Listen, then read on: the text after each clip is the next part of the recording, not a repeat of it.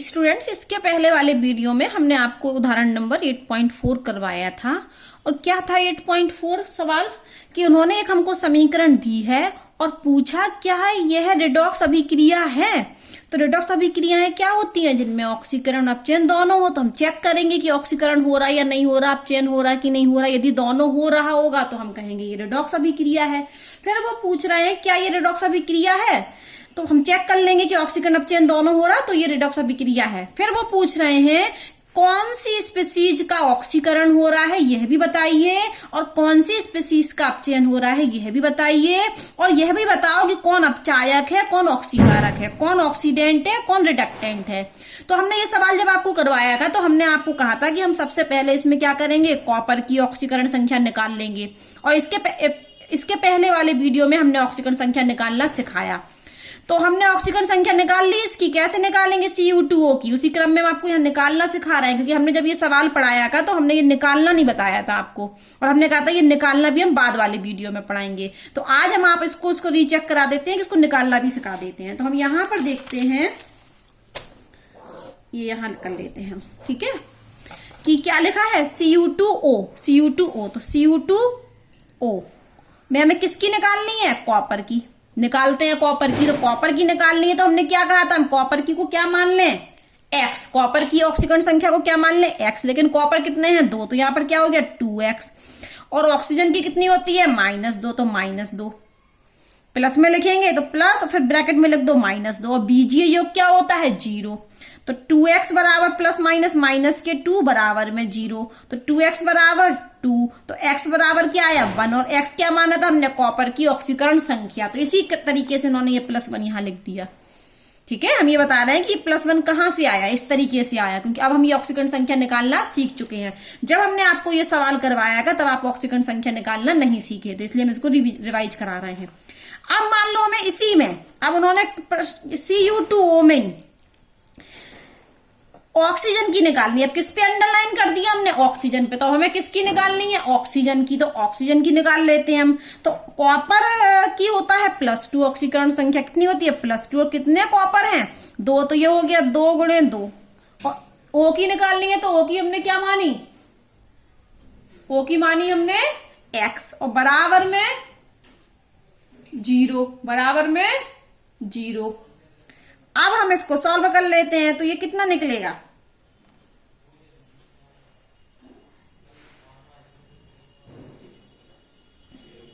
मैंने यहां कॉपर की +1, कॉपर +1 भी प्रदर्शित करता है और +2 भी प्रदर्शित करता है। तो यहां पर कॉपर की है हमारी +1, कॉपर +1 बना रहा है, क्योंकि यहां से पता चल रहा है +1 है। तो यहां से +1 है, और ये तो +1, तो ये 2 + x बराबर 0, तो x बराबर -2। लेकिन हम इस तरीके से ना कहें तो हम ऐसे भी समझ लें कि ऑक्सीजन की कितनी होती है, -2 ऑक्साइड में, क्योंकि ये धातु ऑक्साइड है ना, और धातु ऑक्साइड में ऑक्सीजन की हमेशा -2 होती है। पर ऑक्साइड में -1 और सुपर ऑक्साइड में -1/2। तो हमें निकालने की आवश्यकता ही नहीं है, हम सीधे भी कह सकते हैं कि -2 है इसकी। अब इसी तरीके से आप ये निकाल लेना Cu2S की, ठीक है। तो ये समझ में आ गया कि ये हमने कैसे निकाला था, इस तरीके से। अब हम आज एक सवाल और करा रहे हैं इसी तरीके का। तो हमने आपको जैसे ये एक समीकरण दी है और पूछा गया है क्या ये रेडॉक्स अभिक्रिया है, इसमें ऑक्सीकरण किस स्पीसीज का हो रहा है, किस स्पीसीज का अपचयन हो रहा है, कौन ऑक्सीकारक है, कौन अपचायक है। तो इसी तरीके से आपको ये सवाल करना है कि यह एक अभिक्रिया है, किसकी तरह, उदाहरण नंबर 8.4 की तरह। तो बताइए कि कहाँ ऑक्सीकरण हो रहा, कहाँ अपचयन हो रहा। तो पहले तो हम ये चेक करें क्या ये रेडॉक्स अभिक्रिया है। तो हम चेक करते हैं। तो चेक करने के लिए हम सबसे पहले इनका क्या निकालें, ऑक्सीकरण संख्या निकालें। तो Zn क्या है, अपनी स्वतंत्र अवस्था में है। तो स्वतंत्र अवस्था में है तो Zn की कितनी हुई, 0, ठीक है। और Zn की 0 हुई।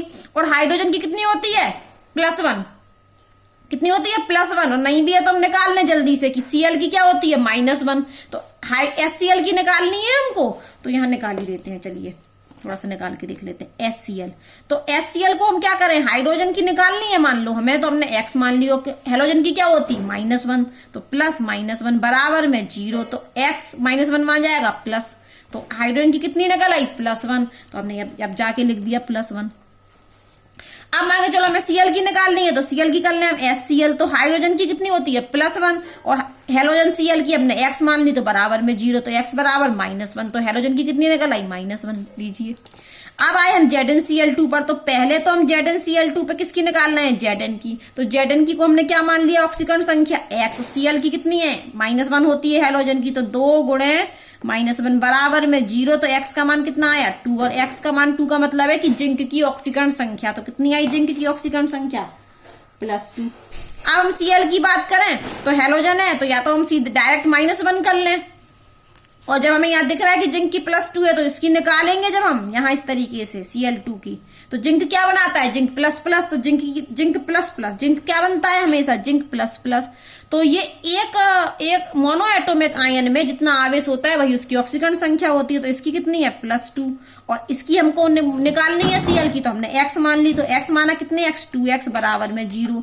ये शिफ्ट करो, पक्षांतर करो, तो ये -2 हो गए, तो x बराबर -2/2, तो x बराबर -1, तो Cl की कितनी आ गई -1।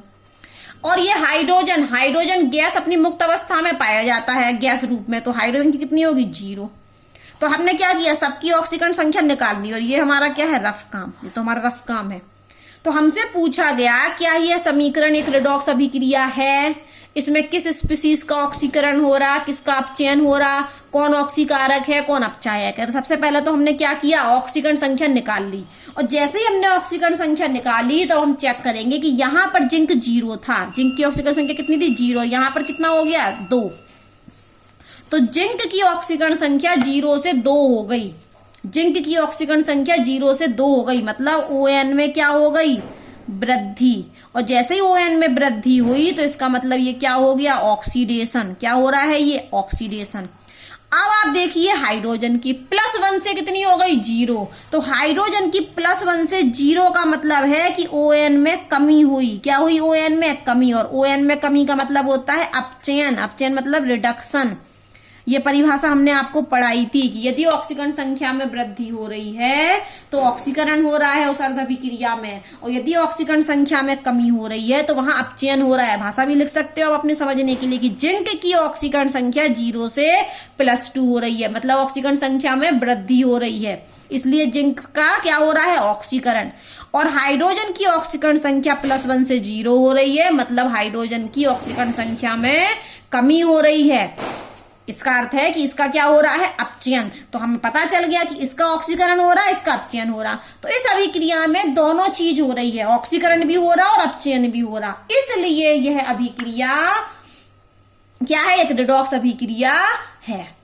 ठीक है, तो ये अभिक्रिया एक रेडॉक्स अभिक्रिया है क्योंकि इसमें ऑक्सीकरण अपचयन दोनों हो रहा है। हमको लिखना पड़ेगा, अगर वो पूछे कारण बताइए कि ये रेडॉक्स अभिक्रिया क्यों है, तो हम लिखेंगे कि इस अभिक्रिया में ऑक्सीकरण भी हो रहा और अपचयन भी हो रहा, इसलिए यह अभिक्रिया रेडॉक्स अभिक्रिया है। और डिटेल में लिखना चाहो तो बता सकते हैं कि जिंक की 0 से +2 हो रही है ऑक्सीकरण संख्या, इसलिए यहाँ पर ऑक्सीकरण हो रहा है। हाइड्रोजन की +1 से 0 हो रही है, मतलब हाइड्रोजन में ON में कमी हो रही है। ठीक है, अब हमें पता चल गया कि रेडॉक्स अभिक्रिया है। अब हम देखें किसका ऑक्सीकरण हो रहा, तो आप कहोगे इसका ऑक्सीकरण हो रहा, जिंक का ऑक्सीकरण हो रहा, इसका क्या हो रहा अपचयन। अब कौन ऑक्सीकारक है, ऑक्सीकारक वो होता है जो दूसरों को क्या कर दे ऑक्सीकृत कर दे, तो यहाँ पर ये HCl ने जिंक को कर दिया, तो यहाँ पर ये ऑक्सीकारक हुआ। और सुनो ये हाइड्रोजन का क्या हुआ अपचयन, तो जिंक क्या है अपचायक, जिंक क्या है अपचायक, क्योंकि हाइड्रोजन को अपचयित किया किसने किया जिंक ने, तो जिंक क्या है अपचायक। इस तरीके से हम कर सकते हैं। एक एग्जाम्पल हम और समझ लेते हैं, ये पहला एग्जाम्पल था, तो एक एग्जाम्पल हम और ले लेते हैं। एक अभी समीकरण लिख लेते हैं हम कि ये कॉपर है, ये सॉलिड, और ये AgNO3, और ये बन गया हमारा कॉपर नाइट्रेट, और ये Ag, और ये 2 थे तो ये 2 नाइट्रेट लगे ना कॉपर में। तो ये समीकरण है। इस समीकरण को भी पूछा गया क्या ये रेडॉक्स अभिक्रिया है, तो हम चेक करेंगे कि इसकी ऑक्सीकरण संख्या में वृद्धि हो रही कमी हो रही, ऑक्सीकरण अपचयन दोनों हो रहा कि नहीं हो रहा। तो देखते हैं, कॉपर अपनी स्वतंत्र अवस्था में, तो इसकी कितनी हुई 0, यहाँ पर Ag भी स्वतंत्र अवस्था में, इसकी भी 0। अब हम क्या करें, यहाँ Ag की निकालें, Ag की निकालते हैं, तो Ag की जल्दी से हम शॉर्टकट में निकाल लेते हैं। यहाँ पर Ag की निकालनी AgNO3, तो Ag की निकालनी है ऑक्सीकरण संख्या, तो Ag की ऑक्सीकरण संख्या को माना हमने x, और नाइट्रोजन की होती है +5, वर्ग संख्या के अनुसार +5। ऑक्सीजन की 2 होती है -2, और कितने ऑक्सीजन है 3, तो क्या हो गया 3 गुणे -2 बराबर में 0। इसको सॉल्व कर लेना, सॉल्व करोगे तो 5 और ये 3 दूनी 6, -6 और +5 -1 और बराबर में उस तरफ ले जाएंगे तो +1। तो Ag की कितनी निकल के आई +1। ठीक है, हम सब नहीं निकाल रहे हैं, हमें जिसकी आवश्यकता है वही निकाल रहे हैं। अब हम इसकी निकाल रहे इसी क्रम में। कॉपर की भी निकालना आप इसी तरीके से। ये देखिए कॉपर NO3 और 2, तो कॉपर की क्या मान ली हमने x, नाइट्रोजन की कितनी 5 और उस ऑक्सीजन की कितनी थी वही हमारी 3 गुणे -2 और उसकी भी बाहर 2 बराबर में 0।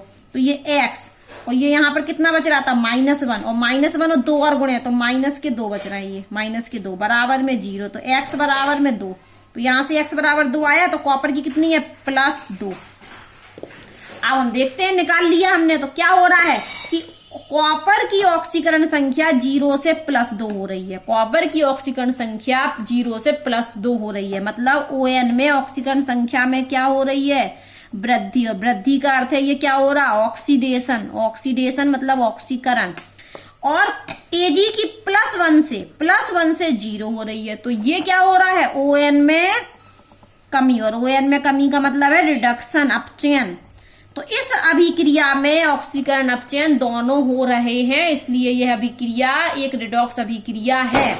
किसका ऑक्सीकरण हो रहा कॉपर का, किसका अपचयन हो रहा सिल्वर का, Ag नाइट्रेट का।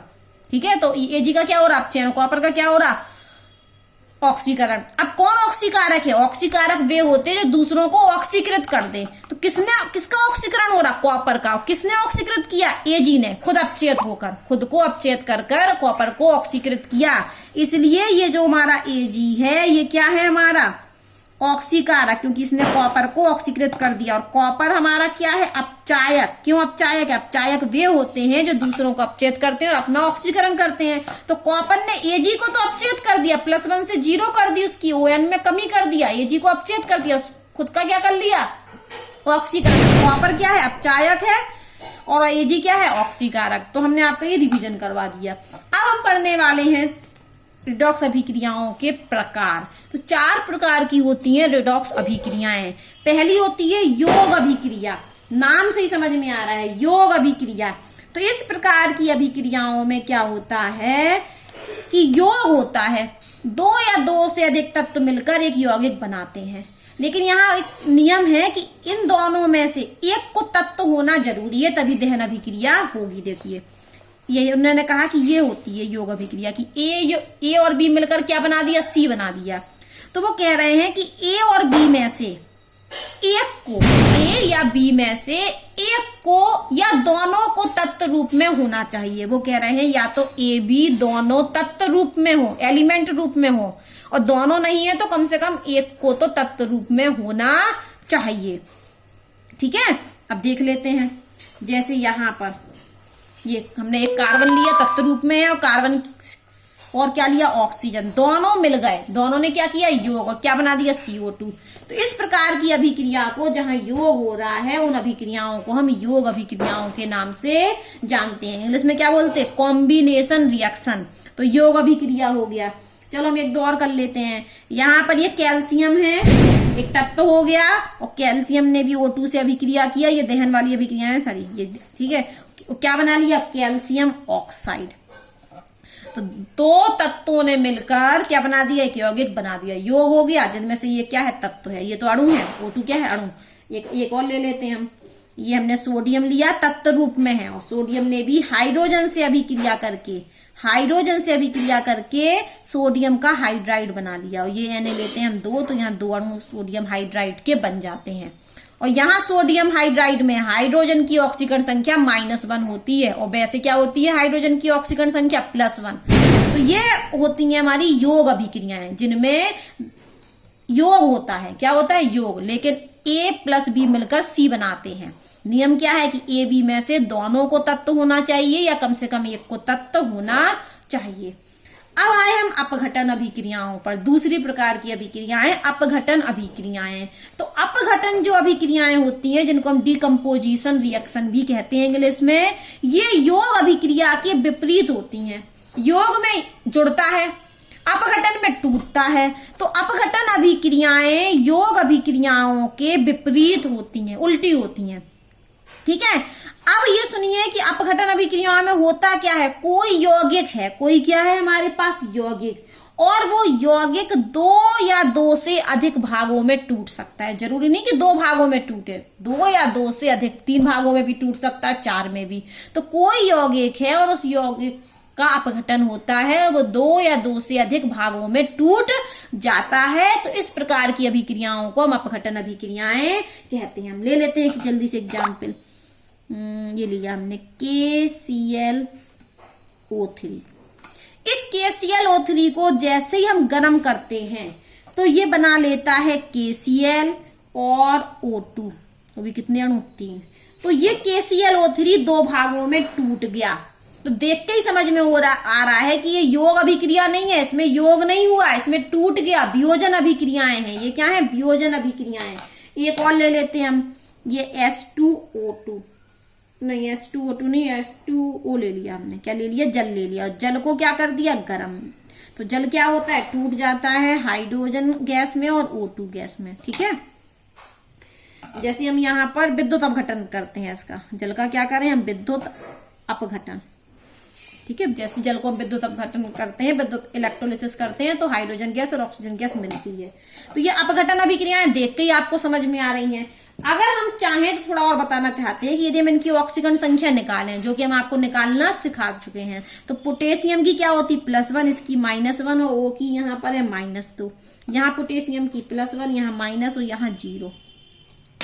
अब आप देखोगे कि पोटेशियम की तो +1 से +1 ही हो रह रही है, Cl की Cl है, लेकिन हाँ ये देखिए यहाँ पर क्या हो रहा है, ऑक्सीजन की देखिए -2 से 0 हो रही है। तो यहां पर ON में क्या हो रहा है, ये ON में वृद्धि, मतलब यहां पर क्या हो रहा है, ये ऑक्सीडेशन हो रहा है इसका। ठीक है, अब हम आते हैं यहां, देख लीजिए, तो यहां हाइड्रोजन की है +1, यहां -2, और यहां पर कितनी है, 0, और इसकी भी 0, अब +1। तो आप देखोगे कि ये तो -2 से 0 हुई, तो ये क्या हुआ, ON में वृद्धि, ये ON में वृद्धि हुई। ये +1 से 0 हुई, तो ये ON में कमी, दोनों हो रहा। तो ये क्या है, इसमें रिडक्शन भी हो रहा, अपचयन भी हो रहा और ऑक्सीकरण भी हो रहा। तो ये क्या है हमारी, ये हमारी रिडॉक्स अभिक्रिया है। ये कैसी रिएक्शन है, रिडॉक्स अभिक्रिया है। अब हमने एक एग्जाम्पल और लिया, कैल्शियम कार्बोनेट लिया, और ये भी टूट गया। जैसे हमने गर्म किया तो ये कैल्शियम ऑक्साइड और कार्बन डाइऑक्साइड में टूट गया। अब हमने जब यहाँ ऑक्सीजन संख्या निकाली तो इसकी +2 निकलेगी, कार्बन की +4 निकलेगी, ऑक्सीजन की -2 निकलेगी, और यहाँ कैल्शियम की क्या निकलेगी, +2, यहाँ ऑक्सीजन की -2, यहाँ कार्बन की +2 और यहाँ -2। अब आप देख रहे हो, क्या देख रहे हो आप, कि यहाँ किसी की भी ऑक्सीकरण अवस्था संख्या में चेंज नहीं हो रहा। कैल्शियम की पहले भी +2 थी, बाद में भी +2 है। कार्बन की पहले भी +4 थी, अभी भी +4 है। ऑक्सीजन की पहले भी -2 थी और अभी भी कितनी है, -2। तो इस अभिक्रिया में ON में, ये अलग से है एग्जाम्पल, ON में चेंज नहीं हो रहा। तो जरूरी नहीं कि ऑक्सीकरण संख्या में चेंज हो, चेंज नहीं हो रहा है। तो जरूरी नहीं है कि ऑक्सीकरण संख्या में चेंज हो, कि जो वियोजन अपघटन अभिक्रियाएं हैं वो आपकी रिडॉक्स अभिक्रिया हो, ऐसा जरूरी नहीं है। हम ये कहना चाह रहे हैं कि जरूरी नहीं है कि रिडॉक्स अभिक्रियाएं, मतलब अपचयन अभिक्रियाएं रिडॉक्स अभिक्रियाएं हों। अपघटन अभिक्रियाएं जरूरी नहीं है कि रिडॉक्स अभिक्रियाएं हों, क्योंकि इस एग्जाम्पल से पता चल रहा कि ON में कोई कमी नहीं हो रही है। तो कुछ अपघटन अभिक्रियाएं ऐसी हैं जो रिडॉक्स अभिक्रियाएं नहीं होती हैं। ठीक है, अब हम पढ़ने वाले हैं विस्थापन अभिक्रिया। कौन सी, तीसरी, विस्थापन अभिक्रियाएं। तो विस्थापन मतलब समझ में आ रहा है, विस्थापन, एक लोग आए दूसरे को शिफ्ट कर दिया। विस्थापन आप जानते हो, शिफ्ट होना है यहां से यहां। तो ये हमारा क्या है, मान के चलो हम यहां से यहां पहुंचे, तो इसकी बिल्कुल ये दूरी हम ऐसे चल के चले, तो ये दूरी है, और यहां सीधी लाइन कर दें तो ये सीधा क्या होता है, विस्थापन की, यहां से यहां शिफ्ट हुए तो विस्थापन में शिफ्टिंग होती है। तो आप देख रहे होंगे कि एक्स था और ये YZ एक कंपाउंड था। तो एक्स ने क्या किया, Y को प्रतिस्थापित कर दिया। एक्स ने Y की जगह ले ली और Y की जगह आके खुद बैठ गया और क्या बना लिया, XZ बन गया। और बाई को हटा दिया, बाई देखो बाहर निकल गया। इस प्रकार की अभिक्रियाओं को हम विस्थापन अभिक्रियाएं कहते हैं, जिसमें एक तत्व दूसरे तत्व को विस्थापित कर देता। इस अभिक्रिया में X ने Y को विस्थापित कर दिया, X ने Y की जगह ले ली। तो विस्थापन अभिक्रियाएं आपको समझ में आ गया। तो दो प्रकार की होती हैं, धातु विस्थापन और अधातु विस्थापन। ये भी आपको नाम से समझ में आ रहा है कि धातु जब विस्थापन करेगी तो धातु विस्थापन हो गया, अधातु करे तो अधातु विस्थापन। तो धातु विस्थापन अब हम पढ़ते हैं। तो यौगिक में एक धातु दूसरी धातु को विस्थापित कर दे। जब कोई यौगिक है और यौगिक में एक धातु दूसरी धातु को विस्थापित कर दे तो इस प्रकार के विस्थापन को हम धातु विस्थापन कहते हैं। देखिए हुआ क्या कि ये कॉपर सल्फेट का विलयन था, जिंक एक धातु आई और जिंक ने क्या किया, कॉपर को विस्थापित कर दिया। जिंक धातु ने कॉपर को विस्थापित कर दिया, मतलब उसकी जगह ले ली। तो कॉपर की जगह कौन आ गया, जिंक, और क्या बन गया हमारा, जिंक सल्फेट। और कॉपर बाहर निकल गया, कॉपर क्या बाहर निकल गया, ये सॉल्यूशन, ये सॉलिड हमारा। तो यहां पर जिंक ने कॉपर को विस्थापित कर दिया, ठीक है। इस विस्थापन, जिंक भी धातु है और कॉपर भी